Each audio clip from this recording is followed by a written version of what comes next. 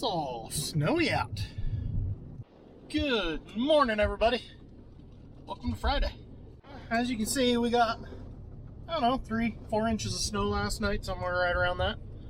But the highways are fairly clear, so I am actually headed 2 hours east to Ulysses, Kansas to go look at a manure spreader and a squeeze chute. This should be a fun adventure. And yes, I know, I desperately need a haircut. I still haven't gotten one since harvest ended. It's pretty bad. Hopefully you guys can hear me all right. I took my microphone and everything off to make this camera fit in my pocket easier. But welcome to cold and snowy Kansas. Here's option number one.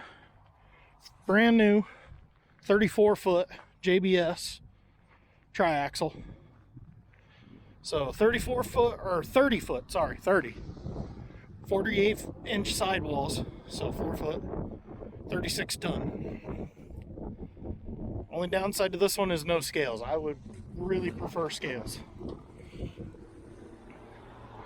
But it is an impressive looking machine. That is some big chain. Don't really know what I'm looking at though on them that much because this is our first spreader we've ever bought. Front and rear axle steer. It's a pretty cool machine. Let's go look at the used option. Here is the 34-footer. Again, 48-inch sidewalls. Can carry a maximum 48 ton. This one is a 2019. As you can see, it has scales. Downside to this type of scale though is it's not an isobus scale like the new ones. It's a hard mounted monitor. Chains look really good.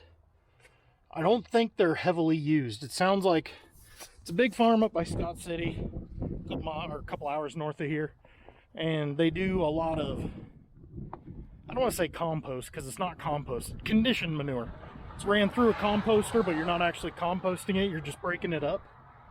So they do a lot of that, and they're only putting on 10 ton to the acre, so it's not real heavy usage, just a lot of miles, as you can tell by the tires. But everything else is the same, you know, still steering axles, stuff like that. So it's 4 foot longer. It's got the scales. Probably want to upgrade them to the isobus so we can use this on either the 8360 or the 9470. But for the price, I'm liking this one. That one right there is a 2018. It sold this morning.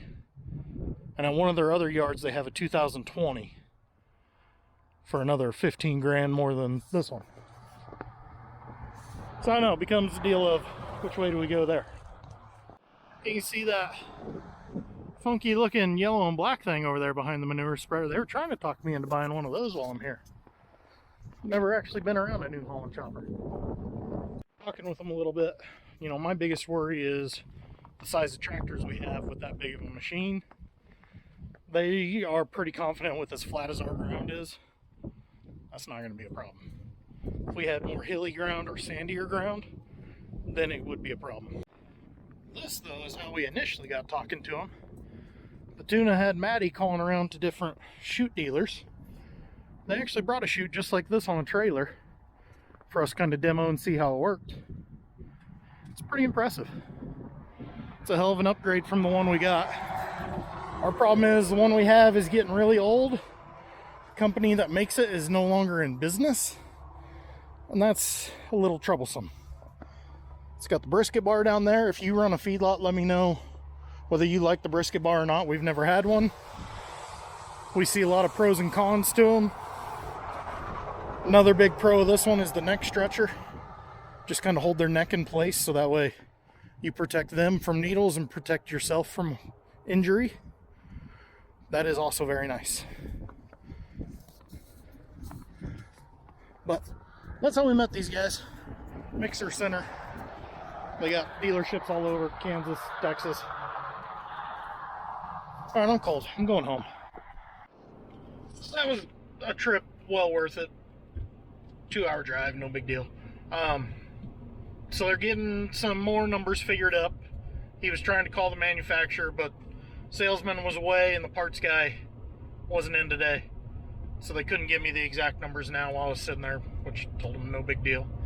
But, so I'm looking, they've got, if I didn't say this, they've got a 2019 and 2020 used with the older style scale, so they're giving me prices to upgrade those to the newer isobus scale. Then the brand new one has no scale, so they're going to get a price to upgrade it to the isobus scale. We've already got the numbers figured up on the squeeze chute if we go with that one. And then they're also figuring up price on a silage trailer. Our silage trailer fleet is getting some wear and tear. We need to start looking very seriously at upgrading them. So they were going to see what a new 34 footer would cost. So yeah, now it's just snow and emptiness as we leave town, which is alright by me. This place could grow some amazing crops if they still had enough water. Ogallala's dropping pretty bad out here, so production is down rather significantly from what it used to be out here in western Kansas. That's, as much as I hate our water system, I kind of like the fact that it's renewing every year. You don't know what you're getting every year. It's going to be a throw of dice. Some years you have a horrible year, you plant 0 corn. Some years you plant a crap ton of corn. But it beats the alternative in my mind. Enough rambling. Let's get home. I got back late afternoon, got busy in the shop, completely forgot about the camera, got home and was like, oh yeah, I started a video and never finished it. So here it is, finishing off the evening, having a cold drink, watching a new World War II documentary on Netflix. I'm seeing if I can figure out how to computer farm. Talk to you guys later.